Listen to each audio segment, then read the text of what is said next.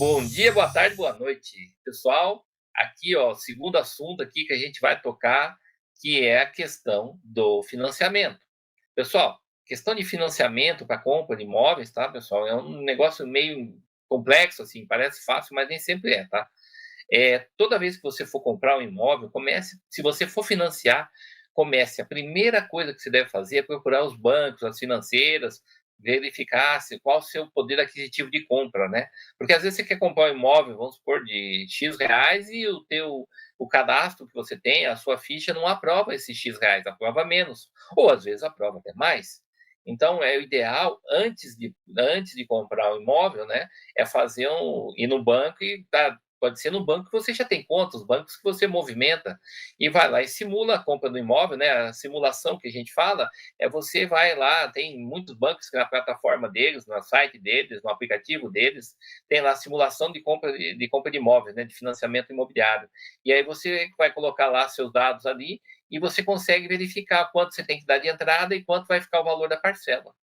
Então, toda vez que você for fazer uma compra do imóvel, se for financiado, procura primeiro ver o financiamento, o quanto você consegue financiar e quanto você precisa dar de entrada. As regras mudam muito. Então, se eu falar para você hoje 20, 30%, amanhã pode ser 50%, depois da manhã pode ser 10%. Como as regras de financiamento, elas têm, às vezes acontecem umas mudanças assim que a gente não espera, e principalmente na taxa de juros, que pode aumentar ou diminuir, convém você pegar e fazer uma simulação no banco que você já tem conta e até em outros bancos. Às vezes tem outros bancos que você nem não é cliente, mas podem talvez oferecer taxas de juros menores, né? E pode oferecer mais facilidade no financiamento para você, tá? É uma coisa que você deve começar. O financiamento, pessoal, ele determina muito a questão da compra do imóvel. Por quê? Às vezes você quer comprar um imóvel, por exemplo, de 500 mil reais, mas você só consegue financiar 400, tá? E desses 400, você ainda tem que ver quanto que vai ser que o banco exige que dê de entrada. 20, 30, 40%. Então, isso pode variar. Então, se o imóvel é de 500 mil e você tem que saber, não é só os 500 mil. O banco que você vai fazer o financiamento, ele aprova o financiamento no seu nome, no seu cadastro, o seu e do seu companheiro, da sua esposa, né? Ele aprova o financiamento de 500 mil naquele imóvel, ele vai financiar os 500 mil em cheio com a sua ficha, com a sua renda, porque o que vai mandar no financiamento é a sua renda, a sua capacidade de pagamento. Por quê? O imóvel de 500 mil, se você for dar. É um exemplo, tá, pessoal? Só um exemplo. Você tiver que dar 20%, você vai ter que dar 100 mil e vai financiar 400 mil. Esses 400 mil, você vai financiar em quantos anos? 20, 25, 30, 35 anos, vamos supor, que o banco talvez faça. Quanto vai ficar a parcela? Então, essa parcela, geralmente, eu não estou dizendo para vocês que sempre é assim, mas geralmente não pode ultrapassar 30% do ganho da renda familiar, geralmente.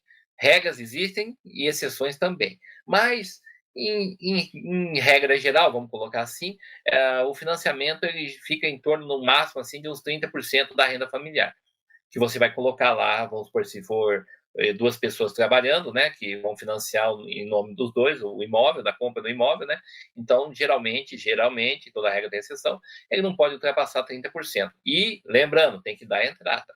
Como funciona essa questão da entrada? Bom, a entrada, pessoal, você vai dar essa entrada, você vai pagar ela diretamente para o vendedor do imóvel.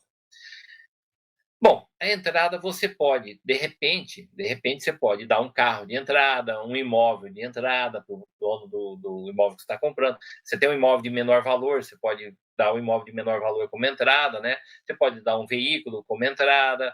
Você, de repente, em algumas situações, até pode parcelar essa entrada com o vendedor, né? Depende muito da situação, né? Cada situação é uma e cada banco aceita as coisas de forma diferente também. Mas são opções que você pode analisar e verificar junto à instituição financeira, junto aos bancos, se eles permitem isso. Você pode dar um carro de entrada por. Regra geral, é aceito, tá?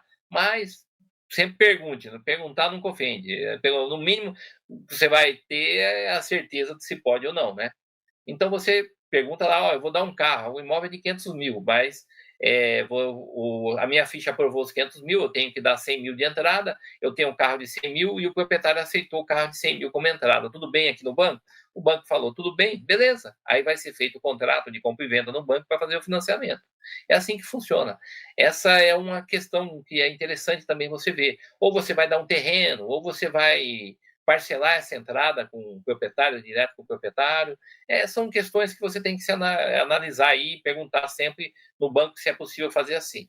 Outra coisa, quando você vai comprar imóvel, que você não pode esquecer, é que não é só a compra do imóvel. Ó, o imóvel é 500 mil, não é só os 500 mil. Você vai ter que pagar o registro de imóveis, você vai ter que pagar as taxas, emolumentos, você tem que pagar todas as certidões, você tem que tirar as certidões negativas do imóvel, você tem que pagar registro, você tem que pagar as taxas, tem os impostos também, né? É um imposto chamado ITBI, Imposto de Transmissão de Bens Imóveis, tá? E esse imposto de transmissão de bens imóveis, varia de município para município. Tem município que pode ser 2, tem município que pode ser 3, tem município que pode ser 2,5.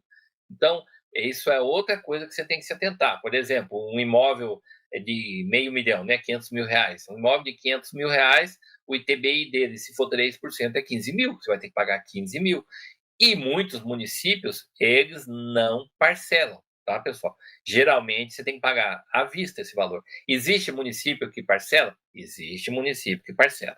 Mas, muitas vezes, quando você vai parcelar esse ITBI, além do juro que você vai ter que pagar em cima das parcelas do ITBI, o registro de imóveis, em alguns casos, vou colocar assim, ele só vai registrar o imóvel após o pagamento da última parcela. Então, se você parcelou em 3 vezes, só depois da última parcela paga do ITBI é que o registro vai proceder com o registro de imóveis.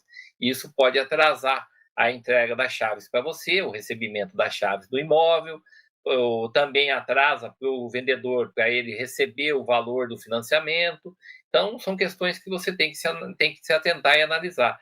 Qualquer dúvida, pessoal, pode mandar suas perguntas aí que eu explico para vocês aí, pode mandar nos comentários depois que eu tiro as dúvidas para vocês. Mas esse imposto ITBI, ele varia de município para município e não é igual em todo município, tá, pessoal? E também a questão se parcela ou não varia de município a município. Aí você tem que consultar lá a Secretaria de Tributos, lá, do imposto do seu município, para verificar quanto é o valor do ITBI. A questão do registro de imóveis é uma questão estadual. Cada estado tem as suas legislações e os seus valores, tá? Varia também, você pode ir no registro de imóveis e perguntar quanto que é para registrar esse imóvel.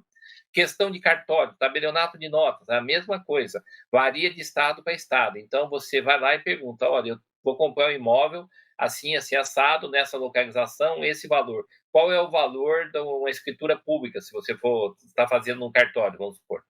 Aí eles vão te passar o valor que vai ser das custas do cartório de tabelionato de notas. Registro de imóveis, a mesma coisa. Mas esses valores tem que perguntar diretamente no cartório de notas, quando é feita a escritura pública, e o registro de imóveis, você pergunta no registro de imóveis. Ou às vezes até o registro de imóveis sabe quanto que é o valor do cartório, ou o cartório sabe quanto que é o valor do registro de imóveis, tá? Às vezes ele pode passar uma dica para você, é mais ou menos tanto lá o registro de imóveis, ou o registro de imóveis é mais ou menos tanto você vai gastar no cartório.